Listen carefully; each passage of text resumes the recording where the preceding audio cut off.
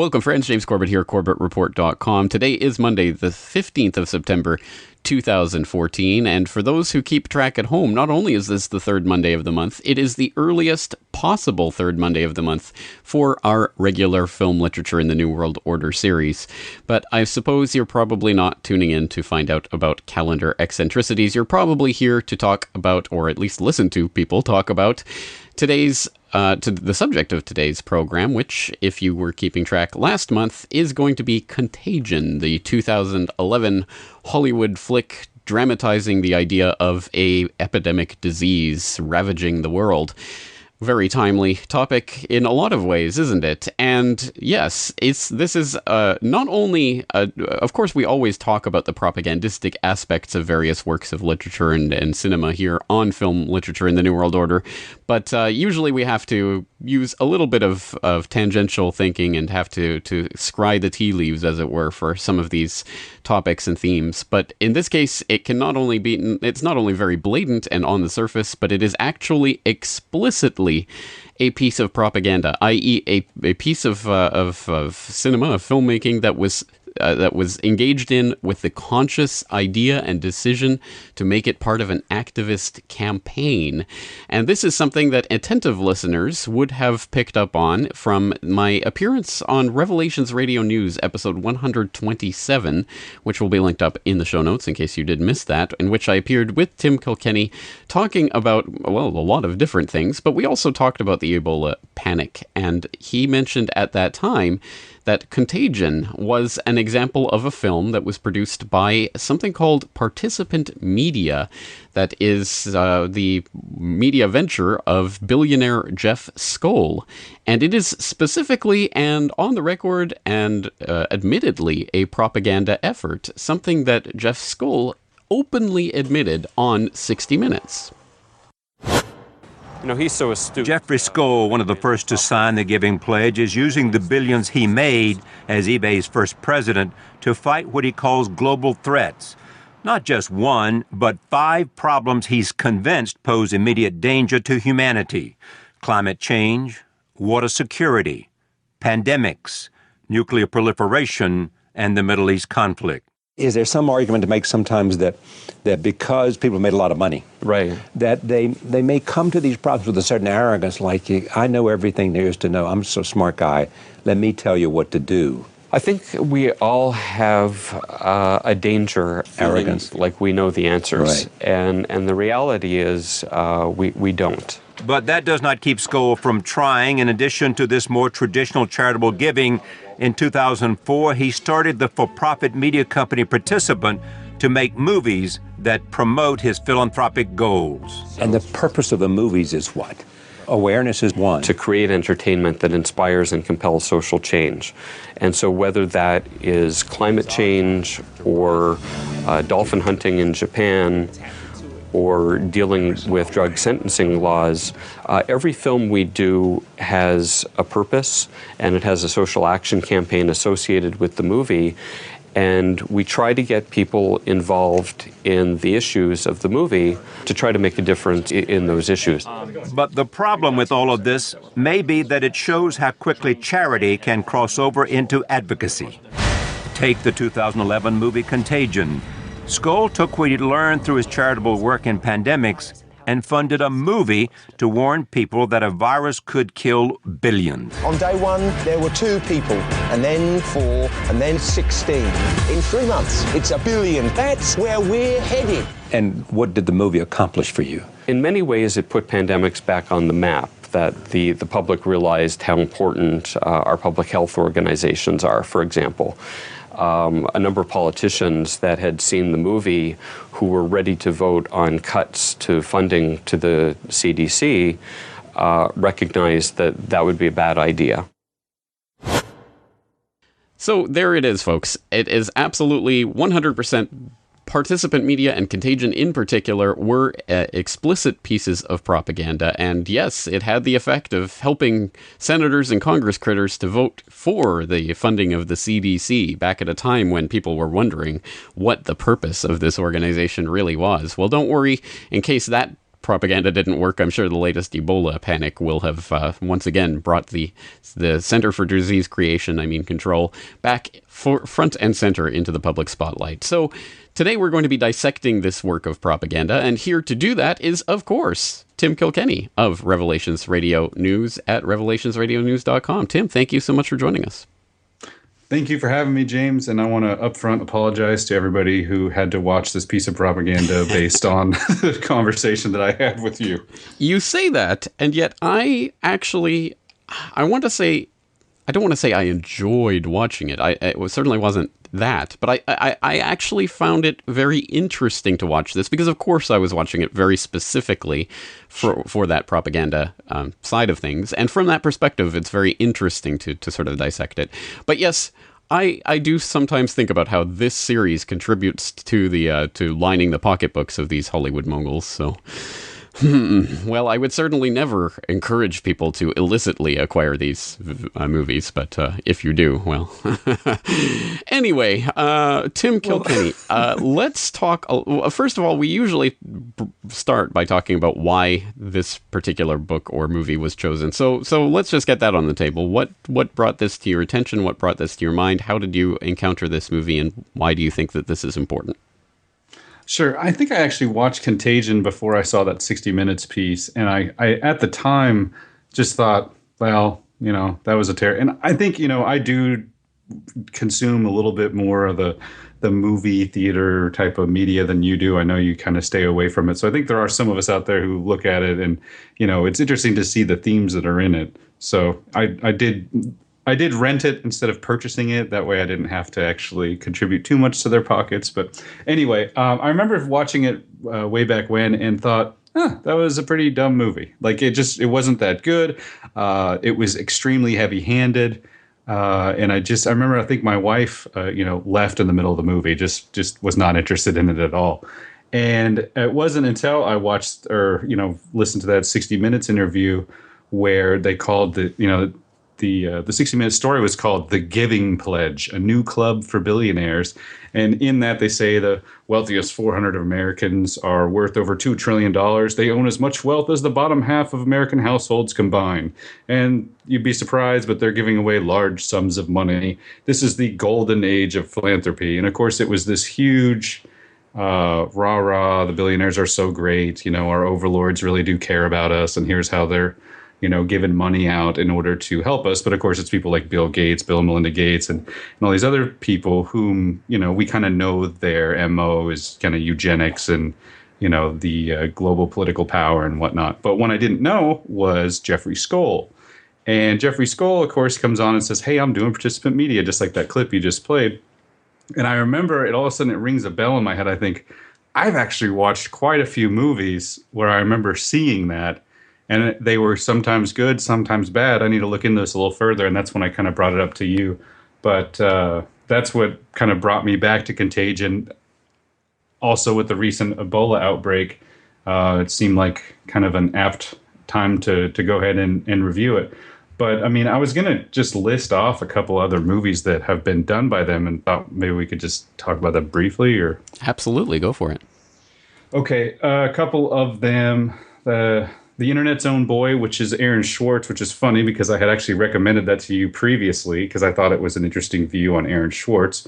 Then you follow that up with like An Inconvenient Truth. And of course, these are in no certain order, but An Inconvenient Truth, we're all pretty aware of what that is and what, message that is portraying.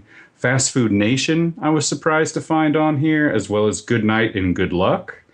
Lincoln, I don't think that should come as too much of a surprise to anybody that saw that movie because there had to be some sort of political motivation because the movie wasn't that good, in my personal opinion. Food Inc., which is slightly disturbing because I loved that movie. When it first came out, I thought, oh, great, finally the one-size-fits-all, key to telling people about Monsanto. And then, of course, Syriana and a couple others. So it's interesting that I agree with the premise of some of these movies, but then some of them are so overt, like Contagion. So, yeah. Well, that's interesting for a lot of reasons. One of them is the fact that this is now the third participant media movie that we've looked at film literature in the New World Order, although it's the first time we've actually explicitly looked at participant media, which is really my fault for not making this connection, so I'm very glad you've brought it to our attention. It's also the second Steven Soderbergh movie that we've looked at film literature in the New World Order, the other one being Syriana. And then the other participant media movie that we've watched in this series is Charlie Wilson's War. So definitely some very interesting movies propagandistically going on here, and ones that we've dissected in the past. But you bring up that interesting point, Food Inc., a very, very good movie that was, that brought a lot of attention to a very important subject. And that does raise the big question mark. Well, how does this play into the agenda of someone like a Jeff Skoll, and what is the propagandistic point of a movie like that? And I think perhaps we might not want to go into the sort of the extreme part of this, which is to say that anything that comes out from this is necessarily bad or that we can't use. Again, it might be a baby with the bathwater situation. And you did, as you say, recommend The Internet's Own Boy. So perhaps some of this work is actually valuable for one reason or another, and we shouldn't just necessarily be dismissing it simply because of the participant media connection, but it is something that we should obviously be keeping in mind, I suppose. Yeah, absolutely. I think when you know this, when you recognize the source, I mean, you can kind of really think, really look at it as what it is. Very likely a piece of, art or media that's trying to sway you in one way or another, and it might be that you do agree with some of the stuff that's going on, like, Food Inc. I haven't gone back to watch it to see if there's anything I disagree with, but I remember loving it in the theater when I saw it here in Seattle. So, I think it's just important to remember where that comes from. And I guess if people don't know, Jeffrey Skoll was the second employee of eBay, who I guess Pierre Omidyar hired him. And how weird that, these two guys who start a site about bidding on people's stuff all over the world end up, being so influential in our media, of course, with Pierre Omidyar and his whole situation with Glenn Greenwald, and now we have this guy running participant media. Just an interesting group of people that kind of make their way into media production here. And you also mentioned about Steven Soderbergh. It wasn't participant media, but Steven Soderbergh and Jude Law, who's one of the stars of course, Contagion, actually recently did a movie called Side Effects, which was a year or two ago, which is about, some drug that comes out, and it's I think a gal ends up murdering her husband, but she's on these SSRIs, and then it's kind of the fallout from that. So I haven't even heard of that particular movie. Yeah. That's how far out of the loop I am. Well, it's a good thing I'm hosting this series, right? Well, you can always call on us people who watch a little more TV, maybe a little bit too much. Well, that's what I generally tend to do. All right. Well, we should also note that Participant Media has a website, participantmedia.com, in which you can find the list of the films that they've worked on. And the interesting part of this, perhaps, is that there is a social action campaign associated with every single one of the films that they work on, including, of course, Contagion.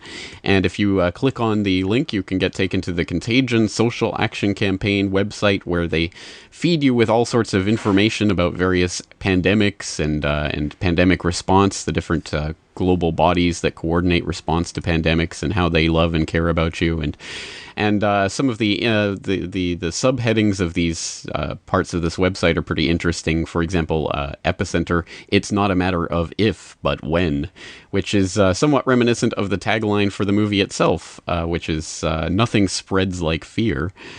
So I think they should know about that, spreading fear like they do in this movie. But let's start getting into the propaganda associated with this. And I think let's just start here. Here's an interesting little tidbit that I picked up on at about 18 minutes and 30 seconds for those of you following along at home.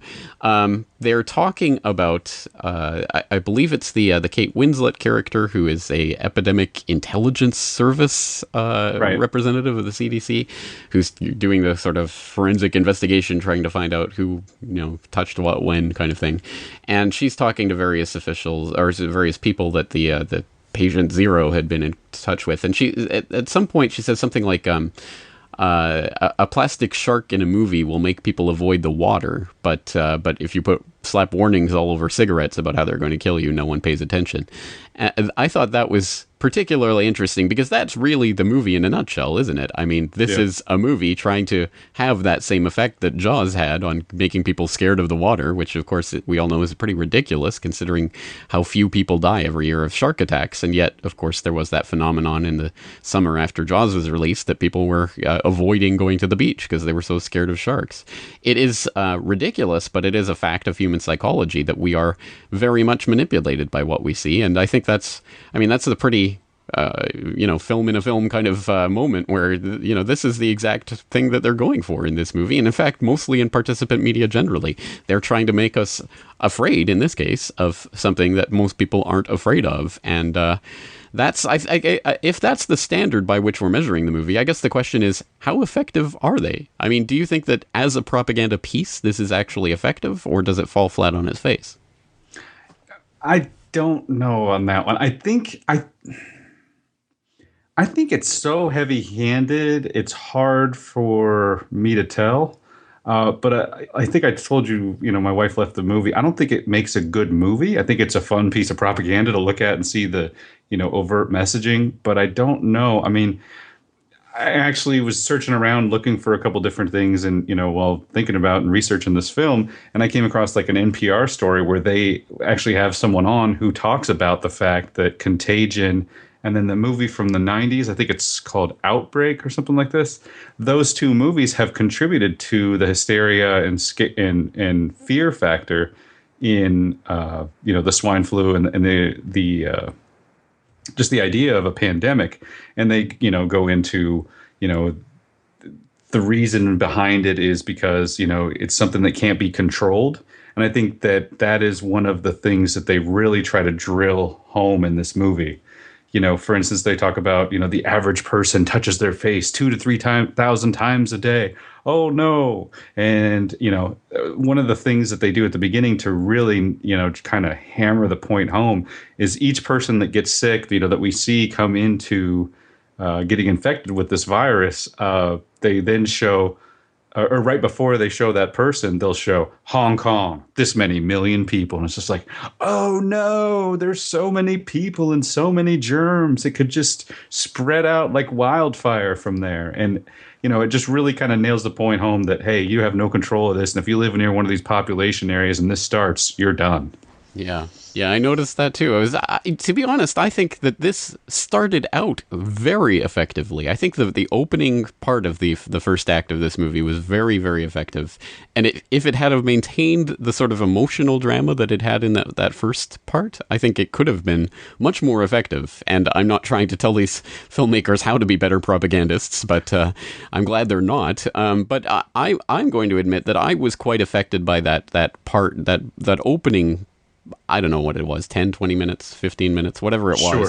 Yeah. Seeing the spread of the virus. And then when it takes the main character's wife and son, a very emotional, scene, and myself as a father trying to think about that happening to my wife and son. Oh, that's horrible. So it was very effective in that way. And one thing that stood out to me, just from a technical perspective, is that I never, ever, ever in my life have ever noticed color grading in a movie, and yet I noticed the color grading in these scenes. They were extremely.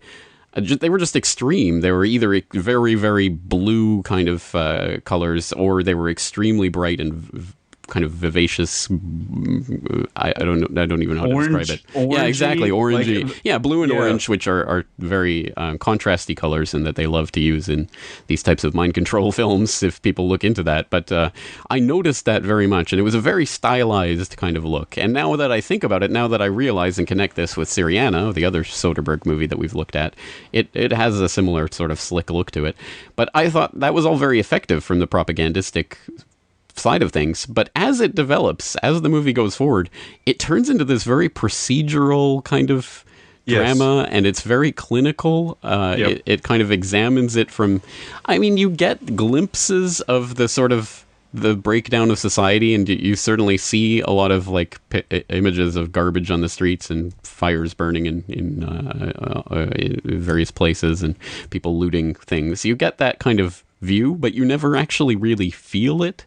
So you don't really, you're not really emotionally invested in what happens in this movie. And it just, I think you're right. There's this detachment that makes it a pretty ineffective piece of propaganda in a lot of ways. I mean, it shows you sort of the process of what goes on or what could go on in an epidemic, but it doesn't really make you connect with it, which is, I think, the big failure. But as I say, I'm glad it fails to connect on that regard, unless you had a different take on the way that it plays out. No, I think that you actually nailed it perfectly. And I think having just seen it for the first time, you can, I think, more easily remember that first 20 minutes. And I forgot how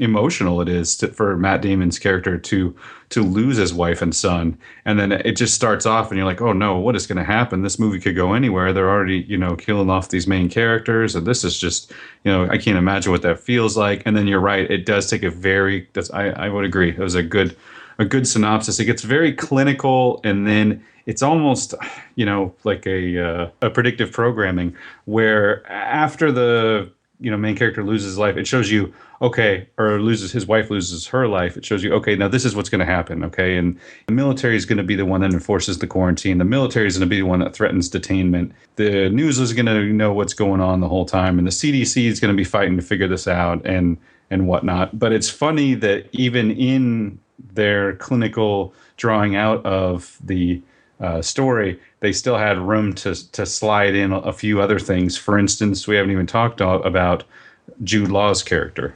Yeah, I think we're going to have to talk about this character very, very much. Okay, so for just to refresh everyone's memory, of course, we're talking about Alan Krumwiede. I'm reading this. I don't remember. What a terrible name!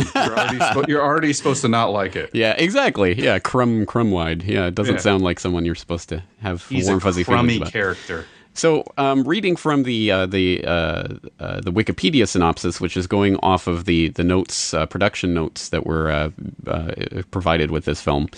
So it says Krumwiede is an ardent conspiracy theorist who, according to Law, is the so-called index patient for what becomes a, quote, parallel epidemic of fear and panic.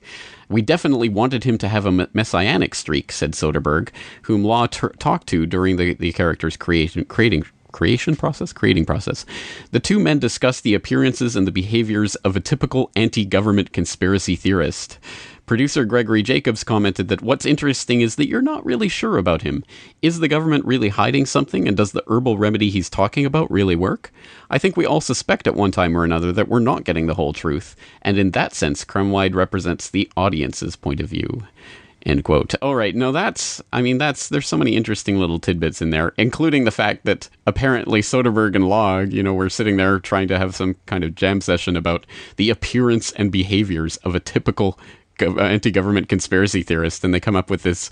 It's not even a beret. What's that hat called? A deer stalk? No, it's not even that hat that he's wearing, which is ridiculous. And and the way that he kind of presents himself, it is slightly unstable and yet, slightly messianic. I think that's probably a good word for it. Obviously a thoroughly unlikable character, and we're supposed to be obviously spitting at him because of the way that he's acted throughout this. And of course, he's just in it for personal profit, pimping and promoting a herbal remedy, forsythia, which may or may not have any effect on the epidemic. So a lot to dissect there. What's your take on this character and the function that he's playing in this propaganda narrative? I think that the function he's playing in this propaganda narrative is to make people think that anyone who has an opposing view to the government is a crazy conspiracy theorist. And they go several different things, which I mentioned in the previous interview we did on Revelations Radio News, where, Jude Law ambushes this guy outside of the CDC or outside some sort of medical establishment.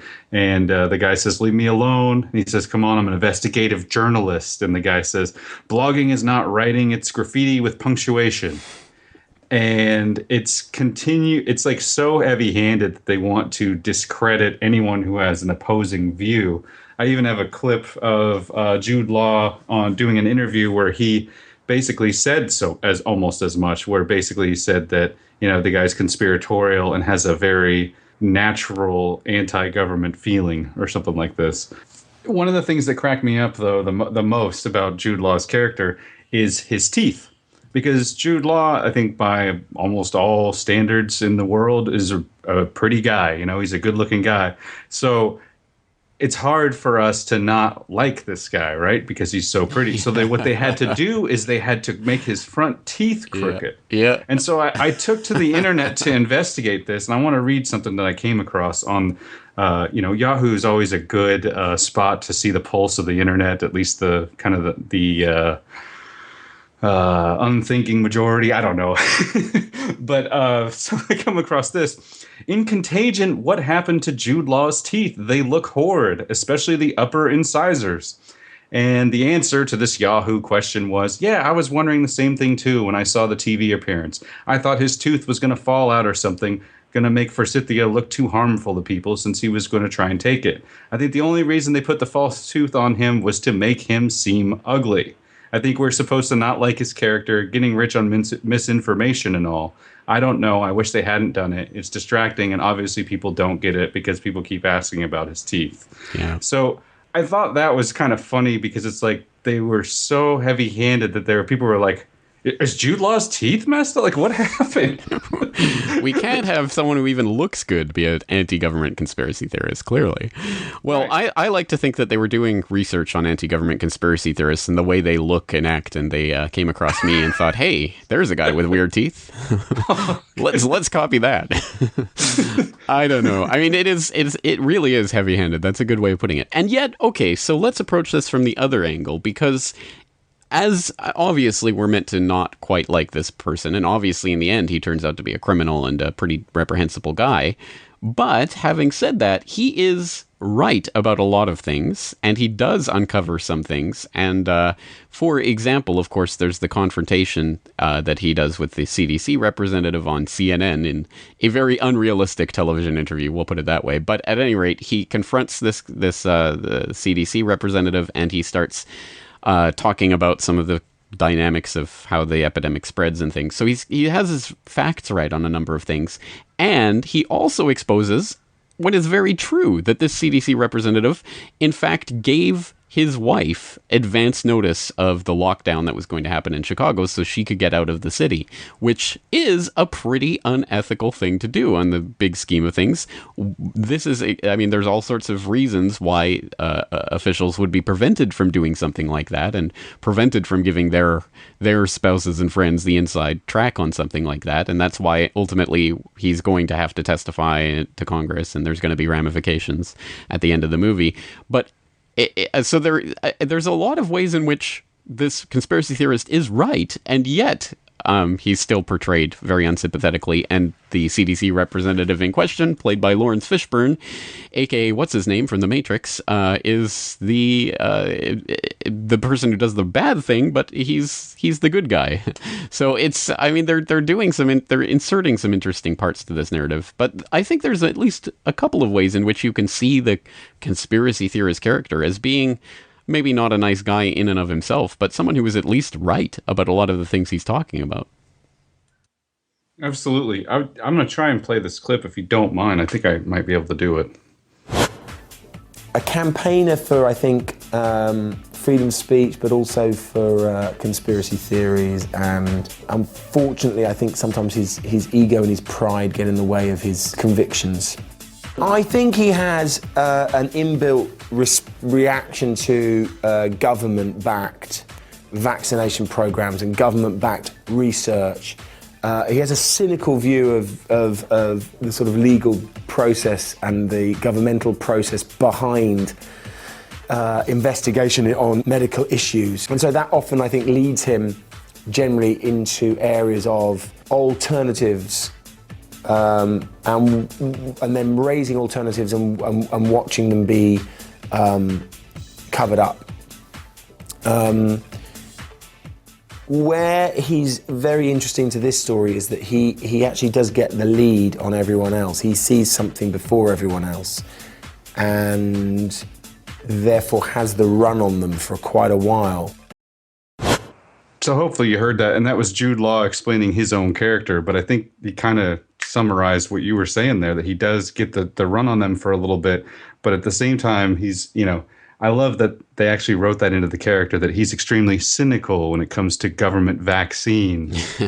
When he correctly, again, points out that people died as a result of the 1976 swine flu vaccination campaign, and other people were incapacitated and paralyzed, and the government ended up having to compensate people to the tunes of millions of dollars for that campaign. Exactly. Which he points out in the movie. And again, all completely true. And yet, we're still supposed to, I guess by association, we're supposed to dislike what he's saying and probably distrust it. Because a lot of people in the audience won't know that actual history. So they'll think, oh, he's a crazy conspiracy theorist. It mustn't be true. Yep, that's point number like 3 or 4 here in my notes. Crazy blogger points out original swine flu vaccine actually killed people. Yep.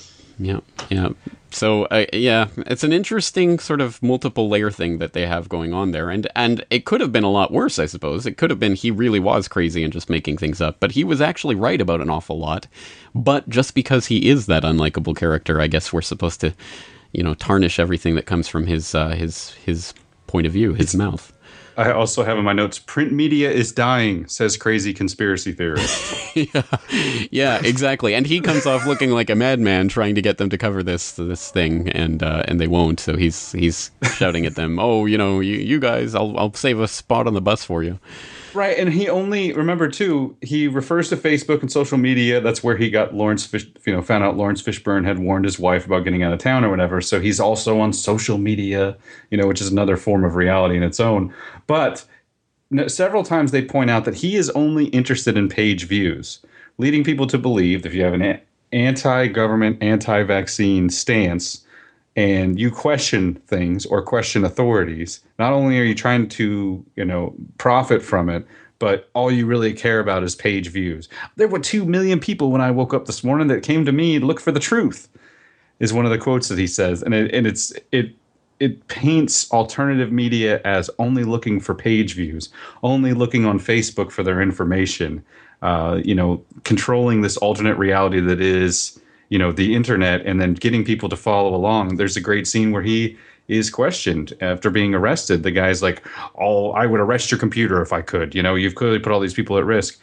And then within a minute or two, someone comes in and, notifies the guy interrogating him that he's made bail because, there's 2.7 million people out there who have, contributed to his being released or, making bail for him. Right. And it kind of weirded me out because I remember all the times that Luke Rukowski got arrested, and then everybody would call and bomb phone bomb the police stations and stuff when actual alternative media people get arrested.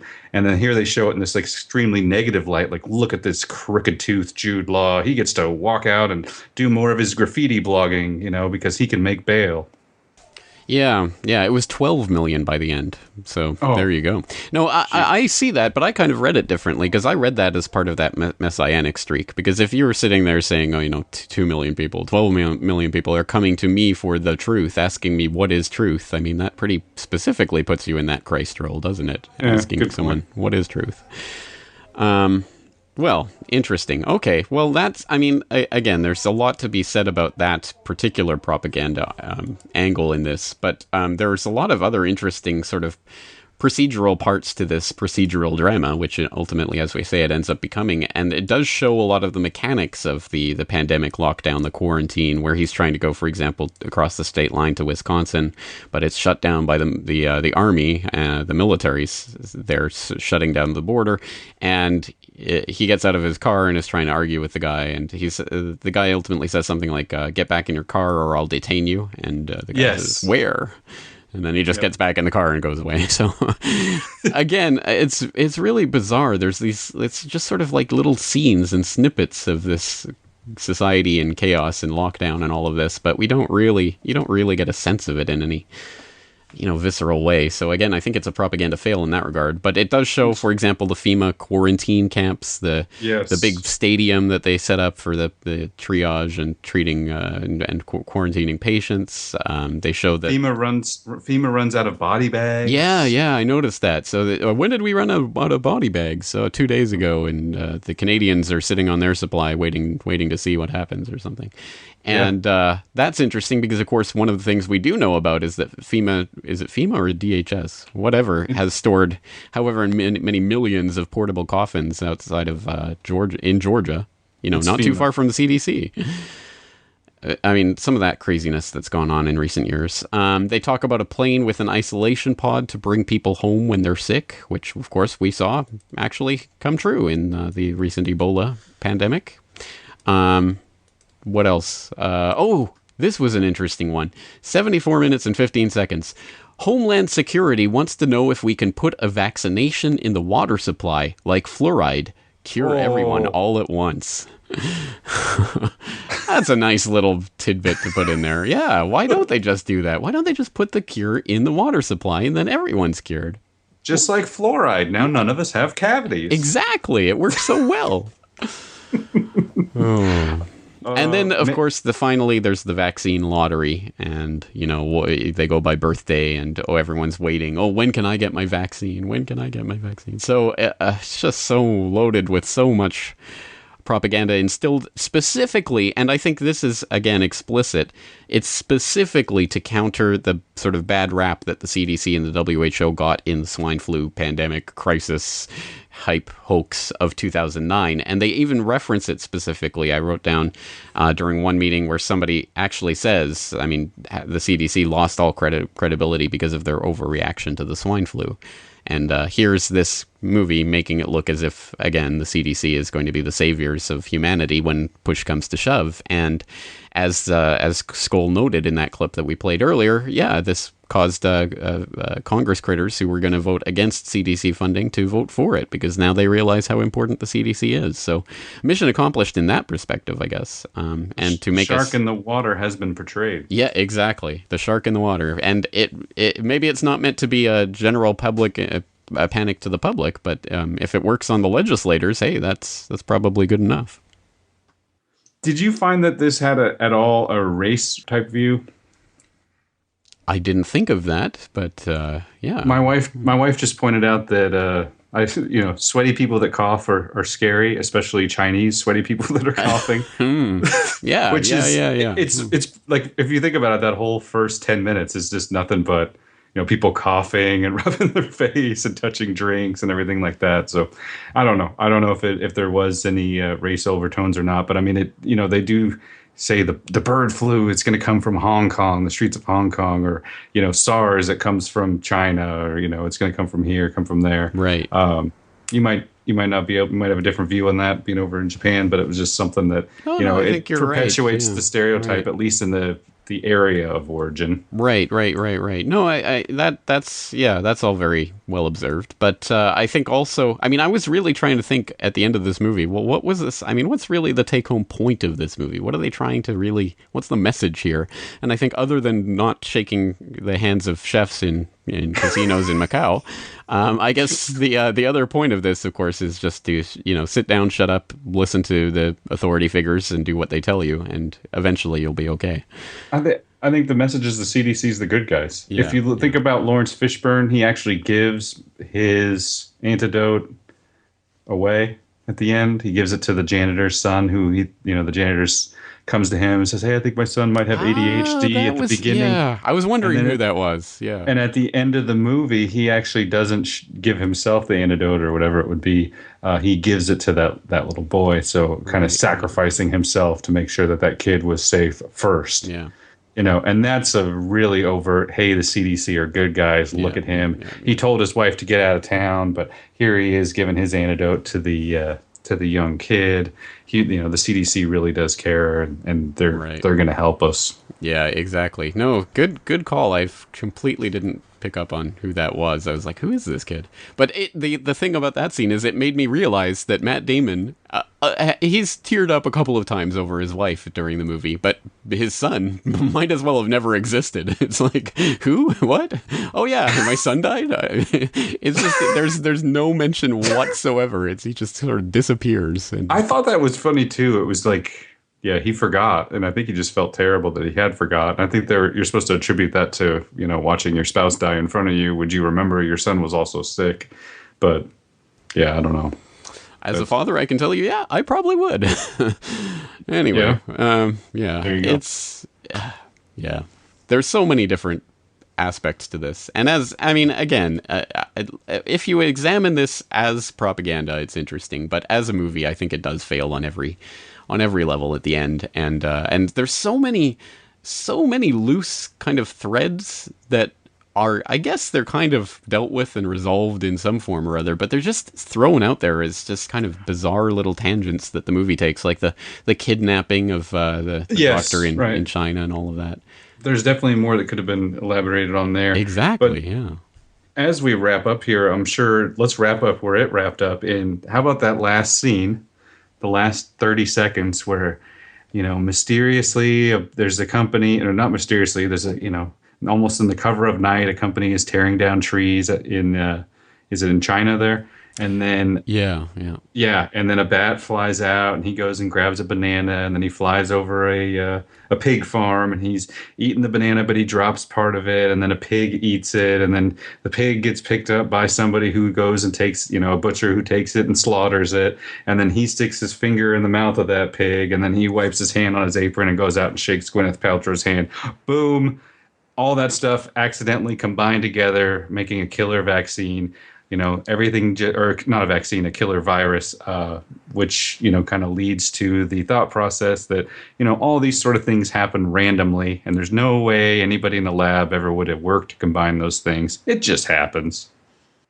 Extremely important point, because that is one of the things that the crazy conspiracy theorist does mention, talking about bioweapons and that sort of thing, but that's of course immediately dismissed, and we as the audience know that that's not the case, as you say, especially in the last 30 seconds we find out exactly how this came about, and it was just this natural process, and of course then, again, sort of the take-home message, the idea that this could be bioweapon research. I mean, that's just craziness. Don't even think about that. So you're right. Again, it reinforces the narrative that we have of these types of viruses and where they come from and how they're dealt with, and ultimately how they're cured by vaccine, just lining up and rolling up your sleeve. So yeah, there's so much to talk about here. But also, I mean, here we are in the midst of the Ebola panic that's still continuing to go on, and in fact even a new unknown respiratory virus that's sweeping across America at the moment, and so this is an ongoing concern, obviously, and we've obviously I did talk about this in my Ebola podcast, and so the various darker aspects of this, and the idea of genetically engineering viruses to be bioweapons and all of this.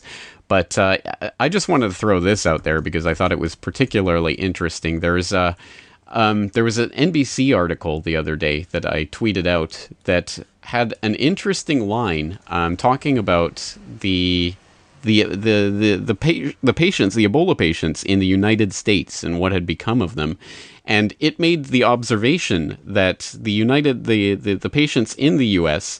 who were receiving good patient care and good nutrition have all done remarkably well and have recovered quite well. But obviously contrasting that with what's going on in West Africa and the infrastructure and the conditions that they're living in, where people are dying en masse. And I think that is an important point to this, because I'm not one of those people who doesn't believe that there is such a thing as diseases or, viruses, or that's a thing. I mean, I know there are people out there in the alternative media who propound that. I'm not one of them. But I do believe that there is, so much of these pandemics' ability to spread does have to do with our underlying immune system and whether or not it's in good shape, and whether or not we're properly receiving good nutrition and things of that sort, much more so than it does about any magic vaccine that's going to cure everything. And I think it's interesting to see that being confirmed with this latest Ebola outbreak, and the fact that if you're basically looked after around the clock and given plenty of rest and good nutrition, hey, in a stress-free environment, you're probably going to live. And if you don't, you're probably going to, you might die. So again, I think that's just an interesting contrast to bring into this mix, and to say that once again, I think it's ultimately our immune systems are really miraculous in so many different ways, and maybe that's the real take-home message of these types of pandemic outbreaks, is we should be concentrating more on keeping ourselves in good shape so that we don't have to be living in constant fear of these types of pandemics coming along and killing all of us. Yeah, amen. I can't agree more. All right, awesome. Okay, well, as I said, I was a guest on Revelations Radio News, where we did talk about this a little bit, so that will be in the show notes. And I won't even misspell Revelations Radio News like you misspelled Corbett Report in the show notes. Oh my gosh. Corbett really? Report? Come on. Well, are you French? Have you ever seen that Bill O'Reilly thing where he interviews Stephen Colbert? I think I have, but I don't remember. And he's like, is it Colbert or Colbert? And he's like, it's Papa Bear. And he's like, is it Colbert or Colbert? And he like gets really loud. And Stephen Colbert, he says, people don't often give you credit for how loud you say what you're saying. Oh God, it's just too easy. Is it the Corbett Report? Maybe it should become the Corbett Report. The report. Yeah. Oh man.